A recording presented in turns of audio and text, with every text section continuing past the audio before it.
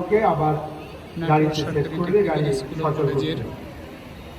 এটা নাটোরের ছিল না। এবং বার্ষিক ক্রীড়া সাংস্কৃতিক আজকে কিন্তু ফুয়েল পাম্প, পুরস্কার বিতরণের অনুষ্ঠান আমি সেদিন একজন ফুয়েল পাম্প এখানে গেলাম, দেখলাম যে কম্পিউটারের ম্যাপে তিনি কাজ করতেছেন। উনি আমাদের মাঝে বক্তব্য প্রদান করছেন।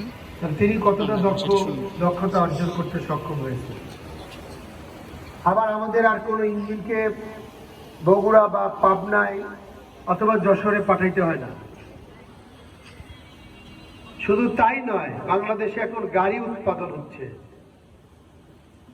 বাংলাদেশ সরকারের সঙ্গে কোরিয়ার যে গাড়ি সংস্থা আছে হুন্দাই, এই হুন্দাইয়ের গাড়িগুলো বাংলাদেশে এখন অ্যাসেম্বল হচ্ছে, ফ্যাক্টরি হয়েছে, মোটরসাইকেল ফ্যাক্টরি হয়েছে। যখন এই হুন্দাইয়ের এই গাড়িটা যদি আমরা কোরিয়া থেকে আমদানি করি,